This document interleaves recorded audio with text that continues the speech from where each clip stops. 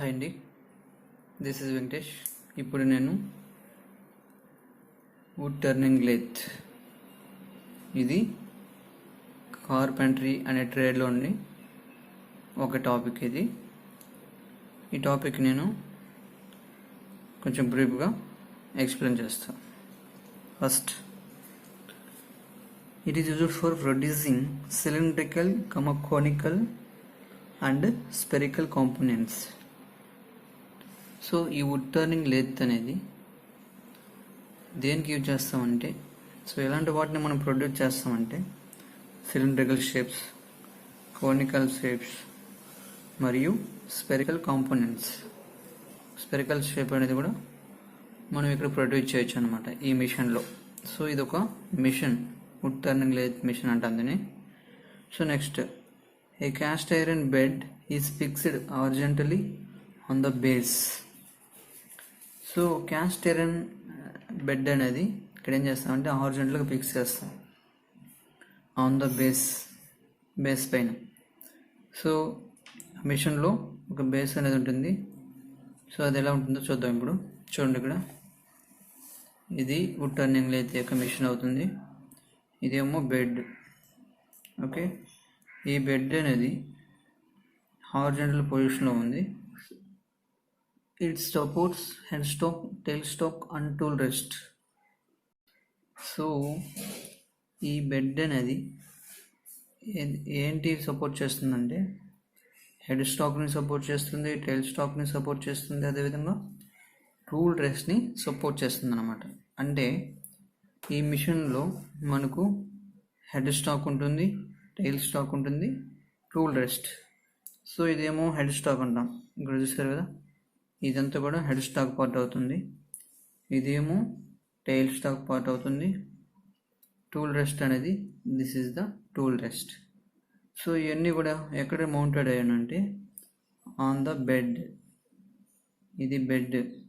ఈ బెడ్ పైన ఈ హెడ్ స్టాక్ కానీ టైల్ స్టాక్ కానీ మౌంటెడ్ అయినాయి. నెక్స్ట్,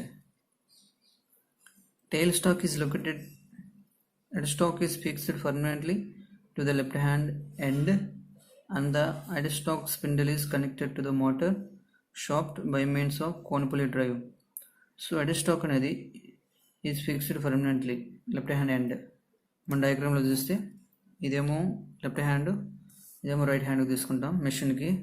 అంటే ఒక ఆపరేటర్ నిలబడితే ఆపరేటర్కి లెఫ్ట్ సైడ్ వచ్చి హెడ్ స్టాక్ ఉంటుంది, రైట్ సైడ్ వచ్చి టైల్ స్టాక్ ఉంటుంది అనమాట.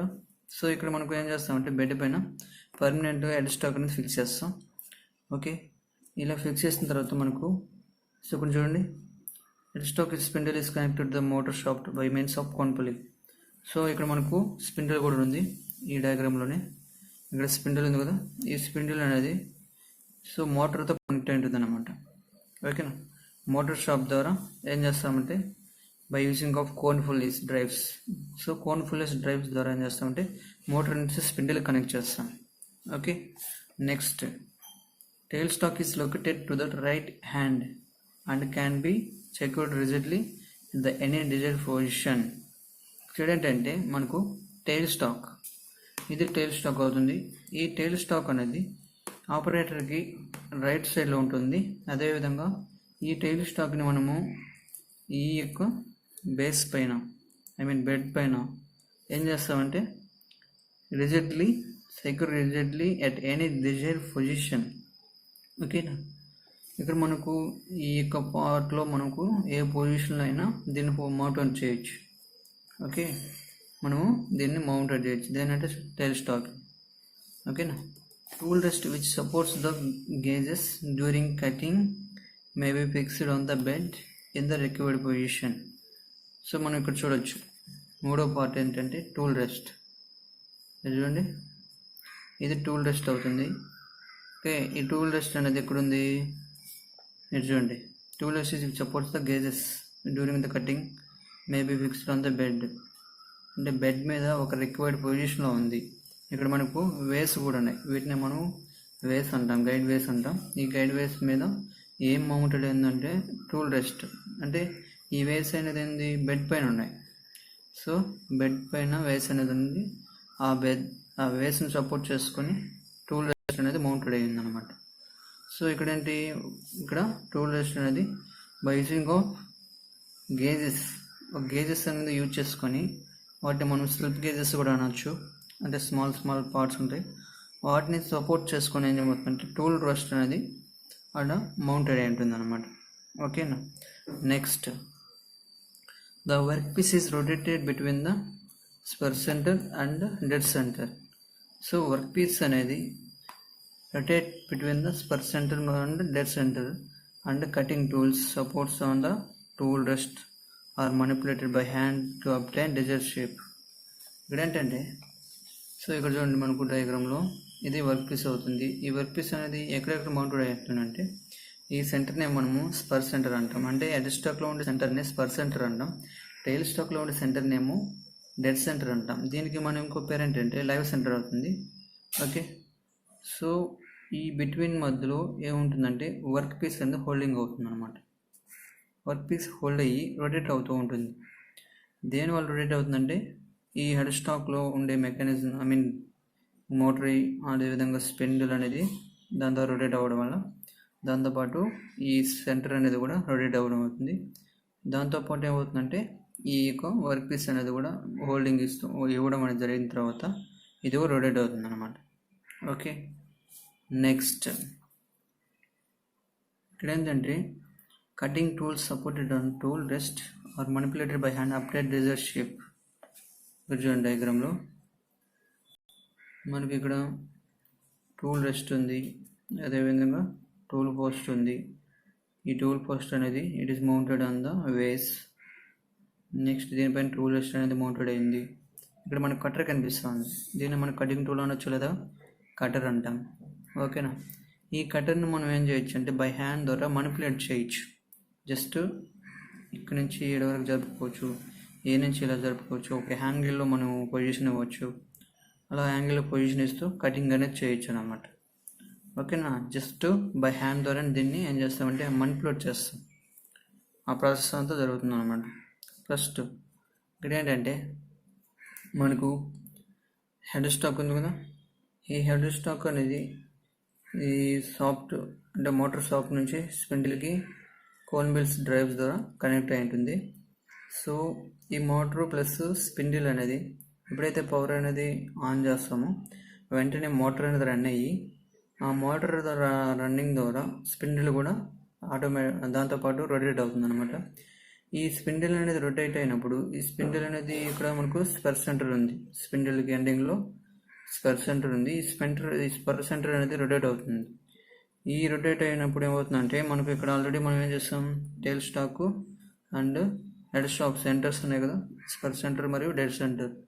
ఈ రెండింటి మధ్య ఏం చేస్తామంటే ఒక వర్క్ని హోల్డింగ్ చేస్తాం. ఓకే.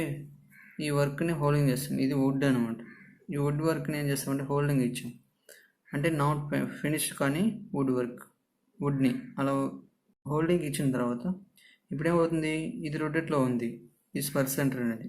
ఈ స్పర్ సెంటర్ అనేది ఎప్పుడైతే రొటేట్ అవుతున్నదో దాంతోపాటు మనం ఇచ్చిన సపోర్టింగ్ వుడ్ కూడా ఏమవుతుందంటే రొటేట్ అవుతుంది అనమాట. జస్ట్ ఈ టైల్ స్టాక్ అనేది మనకు వుడ్ సైజుని బట్టి దీన్ని మనం అడ్జస్ట్ చేసుకోవచ్చు. ఫ్రంట్కి జరుపుకోవచ్చు, వుడ్ కొంచెం పెద్దదైతే బ్యాక్ కూడా మనం జరపచ్చు అనమాట. సో అలా అడ్జస్ట్మెంట్ అనేది ఈ టైల్ స్టాక్లో ఉంటుంది. అంటే టైల్ స్టాక్ క్లాంప్ హ్యాండిల్ ద్వారా మనం దీన్ని అడ్జస్ట్ చేసుకుంటూ పోవచ్చు. ఓకే.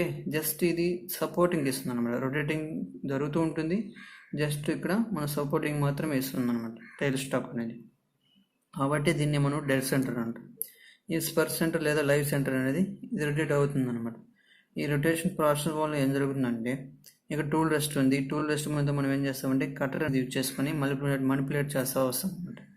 సో ఇక్కడ స్టార్టింగ్ నుంచి ఈ ఎండ్ వరకు మనకు ఆపరేషన్ అనేది జరగాలంటే టర్నింగ్ ఆపరేషన్ కానీ, లేదా కోనికల్ షేప్ కానీ, లేదా స్పెరికల్ షేప్ అనేది మనం ఆపరేట్ చేయాలంటే, ఆ షేప్ అనేది ప్రొడ్యూస్ కావాలంటే ఈ టూల్ రెస్ట్ ఉంది కదా, tool post or tool rest, ఈ రెండింటిని ఏం చేస్తామంటే జస్ట్ అడ్జస్ట్ చేసుకుంటూ రావచ్చు. ఈ స్టార్టింగ్ నుంచి ఎండింగ్కి దీన్ని మనం అడ్జస్ట్ చేయొచ్చు. లేదా ఇలా ఈ సైడ్ అంటే రైట్ సైడ్ నుంచి లెఫ్ట్ సైడ్కి మనం ఈ టూల్ రెస్ట్ని అడ్జస్ట్ చేసుకొని బై యూసింగ్ ఆఫ్ కట్టర్ ద్వారా ఏం చేస్తామంటే బై హ్యాండ్ ద్వారా మనipulate చేస్తూ వస్తాం. ఇది రొటేషన్లో ఉన్నప్పుడు మనం ఎప్పుడైతే ఈ టూల్ని దీన్ని టచింగ్ ఇస్తామో, I mean tool rest support చేసుకొని, ఓకేనా, అంటే ఇది టూల్ రెస్ట్ అనుకుంటే ఇది కటింగ్ టూల్, ఇలా మనము సపోర్టింగ్ ఇస్తాం అనమాట. అలా సపోర్టింగ్ ఇచ్చినప్పుడు మనకి ఈ ఎడ్జ్ ఉంది కదా, ఈ ఎడ్జ్ అనేది ఏమవుతుందంటే వుడ్కి టచ్ అవుతుంది. వుడ్ ఏముంది ఇక్కడ, రొటేటింగ్ అవుతుంది అనమాట. అలా రొటేట్ అవుతున్న వుడ్కి ఎప్పుడైతే ఈ కటింగ్ టూల్ ఎడ్జ్ అనేది టచ్ అయినప్పుడు ఆటోమేటిక్గా ఏమవుతుందంటే వుడ్ అనేది కట్ అవుతూ వస్తుంది అనమాట. సో అది ఇక్కడ జరిగేది, అది రొటేటింగ్ అవుతూ కట్ అవుతూ వస్తుంది అనమాట. కట్ అయినప్పుడు ఏమవుతుందంటే ఒక సిలిండర్ షేప్ కానీ, అంటే జస్ట్ మనము అడ్జస్ట్ చేసేదాన్ని బట్టి మనిపులేట్ చేస్తాం కదా బై హ్యాండ్ ద్వారా, దాన్ని బట్టే మనకు షేప్ అనేది వస్తుంది అనమాట. మనకి ఏ షేప్ కావాలో ఆ షేప్లో మనం ఏం చేయాల్సి అంటే మనిపులేట్ చేయొచ్చు కటింగ్ టూల్.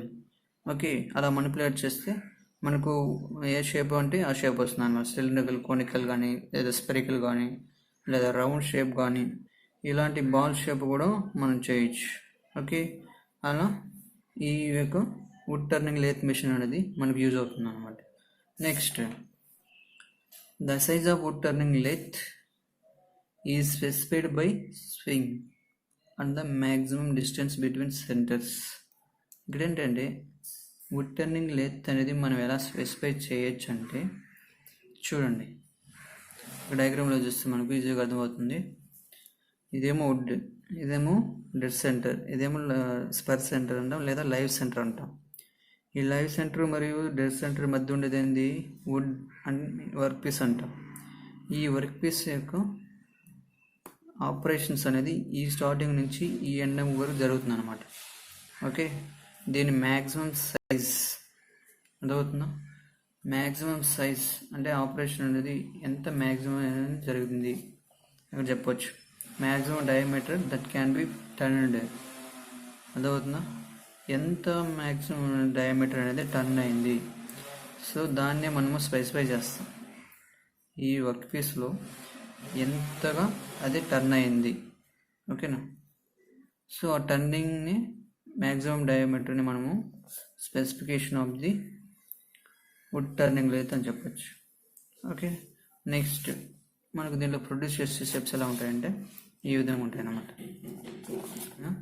ఇదేమో సిలిండ్రికల్, ఇదేమో కొనికలు, ఇదేమో స్పెరికల్ లేదా రౌండ్ షేప్ అన్నమాట. ఓకే, సో వీడియో మీకు నచ్చినట్లయితే లైక్ చేయండి, షేర్ చేయండి, అలాగే సబ్స్క్రైబ్ కూడా చేసుకోండి. Thank you.